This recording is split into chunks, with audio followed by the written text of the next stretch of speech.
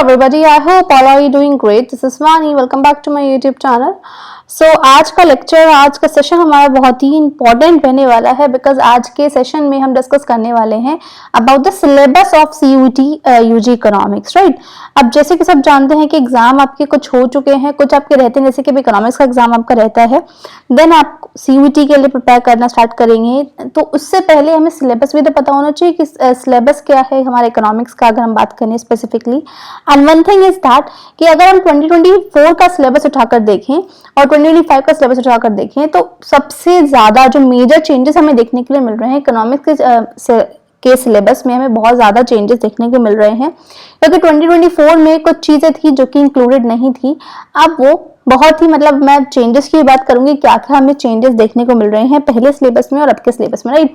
तो अगर हम पहला चेंज की बात करें एंड इससे पढ़ने से पहले मैं आपको बता देती हूँ कि मैं CUET की पूरी सीरीज स्टार्ट कर रही हूँ जिसमें आपको सारे चैप्टर्स जो भी सिलेबस में आपके जितने भी यूनिट्स हैं वो सब डिस्कस करेंगे हम।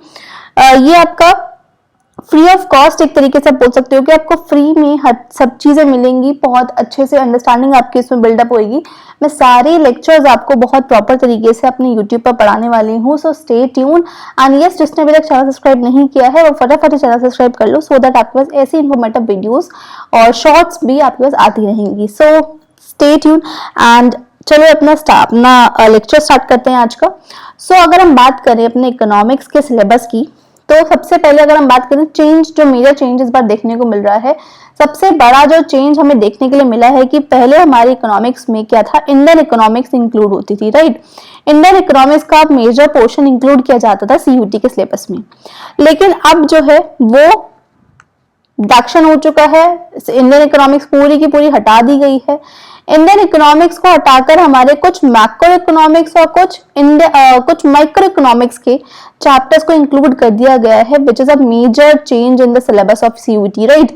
तो इंडियन इकोनॉमिक्स जो कि एक सब्जेक्टिव पूरा थ्योरेटिकल सब्जेक्ट है वो पूरा का पूरा हटा दिया गया है, एंड विच इज अगेन हम बोल सकते हैं कि थ्योरेटिकल सब्जेक्ट है तो एक स्कोरिंग भी रहता है, लेकिन अब वो पूरा हटा दिया गया है। उसके अलावा कुछ हमारे माइक्रो और मैक्रो के जो चैप्टर्स है वो इंक्लूड कर दिए गए हैं। तो मैं आपको पूरा सिलेबस चलो दिखाती हूँ। तो अगर हम बात करें पहले माइक्रो के सिलेबस की, माइक्रो में हमारा कोर्स 1 जो रहता है माइक्रो का, जिसमें हमारी कुछ स्टार्टिंग में अगर हम बात करें 2024 के सिलेबस में तो सिर्फ हमारी ये 2 ही यूनिट्स रहती थी। First is introductory part of micro economics, क्या है, what is micro economics, and second रहता है सेंट्रल प्रॉब्लम ऑफ इकोनॉमी।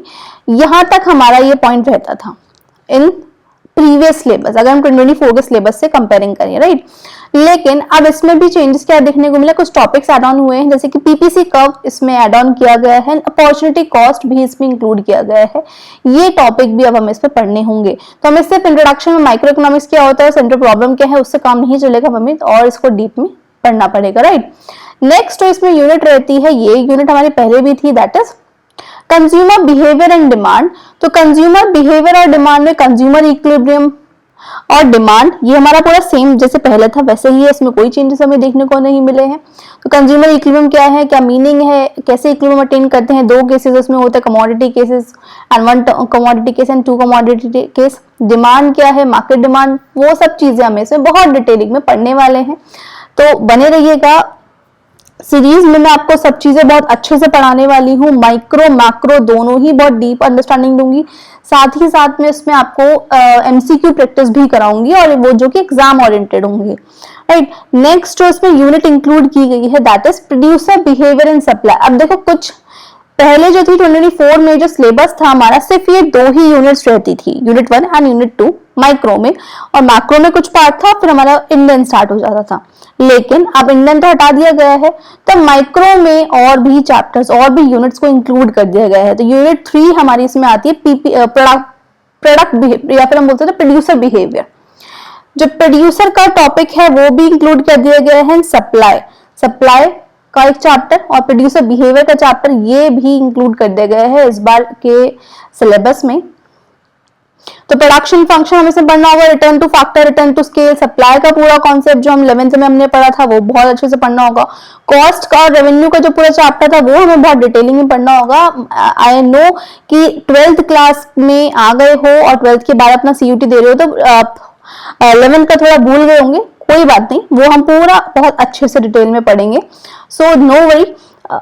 तो ये हमारे कुछ टॉपिक रहते हैं। कॉस्ट और रेवेन्यू की, कॉन्सेप्ट ऑफ कॉस्ट पढ़ना है, शॉर्ट टर्म कॉस्ट कर्व क्या है, रेवेन्यू के कॉन्सेप्ट्स होंगे, TR, MR, MC, and yes ये इसमें इंक्लूड इस बार किया गया था, क्वेश्चंस भी इससे काफी बनेंगे और बनते भी हैं, तो वो हमें बहुत डिटेलिंग में पढ़ना होगा, राइट। नेक्स्ट यूनिट जो इसमें आई है new, that is form of market and price discrimination.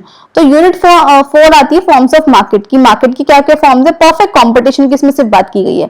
अब देखो मार्केट फॉर्म्स के तो अलग अलग भी हमारे फॉर्म ऑफ मार्केट होते थे, मोनोपोली, मोनोपोलिस्टिक, ओलिगोपोली, लेकिन वो नहीं है इसमें। सिर्फ हमें फॉर्म ऑफ मार्केट में कौन सा पढ़ना, बहुत प्रिसाइज में आपको सब चीजें बताई हुई कि आपको ये भी नहीं कि आपने बहुत सारा पढ़ लिया, ये भी नहीं कि बहुत कम पढ़ना है।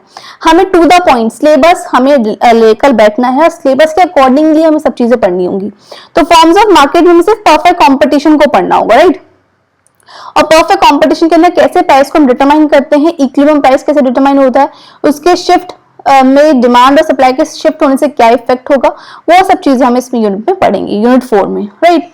तो ये एक यूनिट इंक्लूड की गई है। नेक्स्ट आता है यूनिट 5। यूनिट 5 जो है हमारी सिंपल एप्लीकेशन बेस्ड यूनिट है, जो कि टोटल डिमांड एंड सप्लाई के टूल्स में क्या एप्लीकेशन बेस्ड हमारा इसमें क्वेश्चंस बनेगा, तो वो हम इसमें इस यूनिट में पूरा कवर करेंगे, जो कि हमारा मतलब कैसे टीचर्स जो फ्लेक्सिबिलिटी होंगी कि वो अपने इश्यूज को चूज कर सकते हैं, रैशनिंग, फ्लोर प्राइसिंग, जो भी प्राइस सीलिंग है, वो सब चीजें, वो थियोरेटिकल बेस्ड है, प्रैक्टिकल बेस्ड क्वेश्चन इसमें से आएंगे, तो वो हम इस यूनिट में कवर करेंगे, राइट। तो ये था हमारा यूनिट 5 का। तो ये जो पूरा सिलेबस था हमारा, अभी माइक्रो इकोनॉमिक्स हमने पढ़ा है। अब हम देखते हैं मैक्रो इकोनॉमिक्स में क्या क्या चैप्टर्स इंक्लूड किए गए हैं और क्या क्या टॉपिक्स इंक्लूड किए गए हैं। इंडियन तो पूरा हमारा कट ही हो गया इसमें। तो अगर हम बात करें मैक्रो इकोनॉमिक्स में, तो मैक्रो इकोनॉमिक्स में यूनिट 1 तो हमें पता है पहले भी आता था हमारे पास। यूनिट 1 में नेशनल इनकम, वो हमें पढ़ना होगा, नेशनल इनकम पूरा, national income and related aggregates.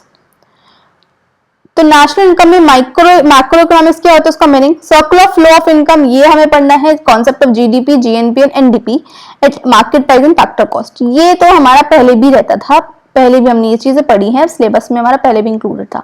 इस साल जो एक्स्ट्रा इंक्लूड हुआ है वो क्या है, नेशनल डिस्पोजेबल इनकम, ये पहले नहीं थी। Disposable income, private income, personal income and personal disposable income, ये भी हमें इस बार पढ़नी होगी, ये भी इंपॉर्टेंट है, जो कि हमारा 12th में डिडक्शन इसमें हुआ था पहले, तो अब वो फिर से सीयूटी में ये चीज हमारी एड ऑन हो चुकी है, तो ये चीजें हमें पढ़नी होंगी, क्या होती है पर्सनल इनकम, डिस्पोजेबल इनकम, तो वो हम बहुत डिटेलिंग में पढ़ेंगे बहुत अच्छे से, तो आप इतना टेंशन मत लो, सब चीजें कवर होंगी सीरीज में, right. Next, measurement of national income. National income कैसे मेजर करते हैं, value added method, income method and expenditure method, वो भी हमें इसमें पढ़ना होगा। ये हमारा यूनिट 1 का पार्ट रहता है। कुछ चीजें ऐसी हैं कि जो इसमें नहीं बताई गई हैं, लेकिन वो भी हमें पढ़नी होगी। क्यों पढ़नी होगी, क्योंकि क्वेश्चन उससे बनते हैं, राइट। तो क्वेश्चन जब बनते हैं तो हमें पता भी होना चाहिए। जैसे कि इसमें आपको सर्कुलर फ्लो ऑफ इनकम के बारे में जैसे सपोज बताया हुआ है, ठीक है, वो उससे डायरेक्ट क्वेश्चन आता है। दूसरा हमारा स्टॉक एंड फ्लो कॉन्सेप्ट है, उससे क्वेश्चंस बहुत ज्यादा आते हैं।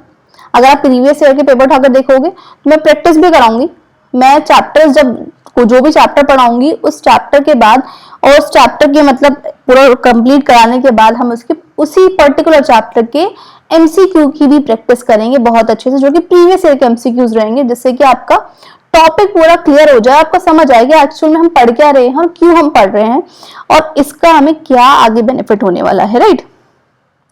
नेक्स्ट जो इसमें यूनिट है that is determination of income and employment. इसमें हमें पूरा अच्छे से डिटेल में पढ़ना होगा, क्वेश्चन बहुत काफी बनते हैं इसमें से। एग्रीगेट डिमांड, एग्रीगेट सप्लाईज को related concepts, propensity to consume क्या होता है, propensity to save margin, MPC MPS क्या है, इनवॉलंटरी अनएम्प्लॉयमेंट क्या है, फुल एम्प्लॉयमेंट के मीनिंग हमें पढ़ने होंगे, determination of income and employment, two sector model, ये हम इसमें देखेंगे। इन्वेस्टमेंट मल्टीप्लायर, उसकी वर्किंग, एक्स्ट्रा डेफिसिट डिमांड, क्या इसके इंपैक्ट होंगे, क्या इंप्लीकेशंस होंगे, वो सब चीजें हम पढ़ेंगे। Measures to correct excess demand, deficit demand को कैसे करेक्ट कर सकते हैं, क्या क्या इसके मेजर्स हैं, जैसे आपको लिखा हुआ है इसमें availability of credit and change in government spending, ये इसके कुछ मेजर्स हैं, इसके अकॉर्डिंगली हम पढ़ेंगे। बैंक रेट, रेपो रेट, इनके थ्रू कैसे हम एक्सेस डिमांड, डेफिसिट डिमांड को करेक्ट कर सकते हैं, क्या गवर्नमेंट के कुछ स्पेंडिंग जो होती हैं उसके थ्रू कैसे हम करेक्ट कर सकते हैं, वो सब चीजें हम इस यूनिट में पढ़ेंगे। तो ये आपका यूनिट 2 का सिलेबस रहता है। यूनिट 3 आती है money in banking. Money in banking में हम मनी की मीनिंग क्या होता है, कैसे इवैल्यूएशन हुआ, क्या फंक्शनिंग है मनी की, सेंट्रल बैंक्स की मीनिंग क्या है, functions of central bank which is important, right. Commercial bank, इससे क्वेश्चंस बहुत काफी बनते हैं। कमर्शियल बैंक क्या मतलब क्या है और क्या उसके फंक्शन है, सीआरआर कैसे वो क्रेडिट क्रिएट करता है, वो सब चीजें। Recent significant reforms and issues in banking system, ये इंक्लूड किया गया है इस बार। प्राइवेटाइजेशन एंड मॉडर्नाइजेशन, तो देखो भाई इस साल जो भी रिसेंटली डेवलपमेंट हुए हैं बैंकिंग सिस्टम के अंदर, जो कि ये जो है हमारा पार्ट, ये कुछ करंट से कनेक्टेड है, कि करंट अफेयर से कनेक्टेड है थोड़ा, कि कुछ रिसेंट इश्यूज हमें बताना है जो कि बैंकिंग सिस्टम में हुए हैं, तो वो हमें पढ़ने होंगे साथ ही साथ। और प्राइवेटाइजेशन में मॉडर्नाइजेशन कैसे हुआ, जो भी कुछ भी इंडियन बैंकिंग सिस्टम में कुछ भी रिसेंट सिग्निफिकेंट रिफॉर्म्स लिए गए हैं, वो सब चीजें हम इसमें डिस्कस करेंगे। नेक्स्ट यूनिट आती है government budget and the economy. Government budget में हमें पूरा गवर्नमेंट बजट क्या होता है, क्या उसके ऑब्जेक्टिव है, कंपोनेंट्स क्या रहते हैं, meaning of government budget, objectives हमें देखने हैं, क्लासिफिकेशन रिसिप्ट्स का, revenue receipts, capital receipts, expenditure का, revenue, capital, non plan, plan expenditure, पूरा चैप्टर है वही जो हम 12th में पढ़ चुके हैं, वो सिर्फ हमें रिवाइज करना होगा। तो मैक्रो तो इजी है आप लोगों के लिए, क्यों, क्योंकि मैक्रो तो अभी आप पढ़ ही रहे हो और पढ़ भी ली है बहुत अच्छे से। तो मेन जो आपको थोड़ी बहुत प्रॉब्लम आएगी वो माइक्रो में ही आएगी, तो मैक्रो तो सिर्फ हमें एक तरीके से रिवाइज करनी है, राइट। तो पहले मैक्रो ही स्टार्ट करूंगी, जिसको आप सो दैट आप रिवीजन ले लो फटाफट से, और उसके बाद एमसीक्यू प्रैक्टिस करना स्टार्ट कर दो, फिर हम माइक्रो अपना स्टार्ट करेंगे, राइट। तो revenue deficit, fiscal deficit, primary deficit के मीनिंग्स क्या, इंप्लीकेशंस हैं, ये सब चीजें पढ़ेंगे। ये इसमें इंक्लूड हुआ है नया concept, that is down sizing the role of government, की गवर्नमेंट का डाउन साइजिंग, मतलब गवर्नमेंट का क्या रोल है डाउन साइजिंग में, क्या उसका मतलब होता है डाउन साइजिंग का, और क्या इसके इंप्लीकेशंस है वो हम पढ़ेंगे। ये इसमें एक्स्ट्रा इंक्लूड किया गया है इस बार। तो जो भी एक्स्ट्रा न्यू एड ऑन हुआ है वो उस पर तो हमें ज्यादा फोकस करना ही है, क्योंकि अगेन इंपॉर्टेंट भी है कॉन्सेप्ट है, और साथ ही साथ न्यू इंक्लूड हुए तो उससे क्वेश्चंस बनेंगे ही बनेंगे। नेक्स्ट यूनिट 5 आते हैं, that is BOP, balance of payment. Balance of payment में फॉरेन एक्सचेंज रेट क्या है, मीनिंग क्या है, fixed and flexible exchange rate, merits और डीमेरिट्स क्या है, डिटर्मिनेशन हमें पढ़ना है, डिमांड एंड सप्लाई से कैसे डिटरमाइन होता है। बीओपी अकाउंट में के मीनिंग, कंपोनेंट्स क्या है बीओपी अकाउंट का, और brief analysis about recent exchange rate issues, जो रीसेंट एक्सचेंज रेट इश्यूज चल रहे हैं, कितना एक्सचेंज रेट चल रहा है, क्या कुछ इशू चल रहा है डॉलर और रुपी में, वो सब चीजें जो भी रिसेंटली एनालाइज हम करें, कुछ करंट से भी हम कनेक्ट कर सकते हैं, वो मैं आपको डिस्कस करूंगी पूरा इस यूनिट में। तो वो सब चीजें इसके लिए इंपॉर्टेंट रहने वाली हैं। तो ये हमारा था बीओपी का पार्ट। तो ये पूरा सिलेबस हमारा बनता है, जो कि मैंने डाउनलोड किया है अपना एनटीए की साइट से। तो ये सिलेबस आपको पूरा यूजीसी नेट सॉरी सीयूईटी का सिलेबस जो कि रहता है, और विच इज इम्पोर्टेंट। तो ये कुछ मेजर हमें चेंजेस देखने को मिले हैं इस साल के सिलेबस में, कि इंडियन इकोनॉमिक्स आपका हटा दिया गया है, माइक्रो और मैक्रो में कुछ टॉपिक्स, मैक्रो में तो बेसिकली कुछ टॉपिक्स इंक्लूड किए हैं, और मेजर पोर्शन जो है वो माइक्रो में आया है, मैक्रो में कुछ टॉपिक्स इंक्लूड किए गए हैं, राइट।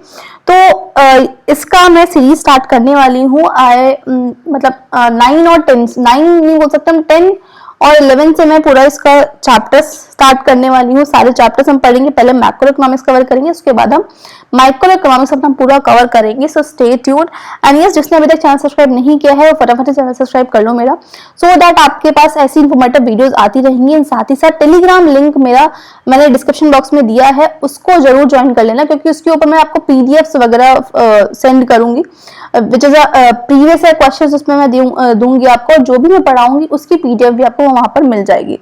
तो कुछ भी इंफॉर्मेशन है, कुछ भी आपको पूछना है, वो आप मेरे से टेलीग्राम चैनल पर डायरेक्टली जाकर पूछ सकते हैं। तो stay tuned, thanks for watching, and don't forget to like and subscribe my channel. So bye bye, see you in the next video.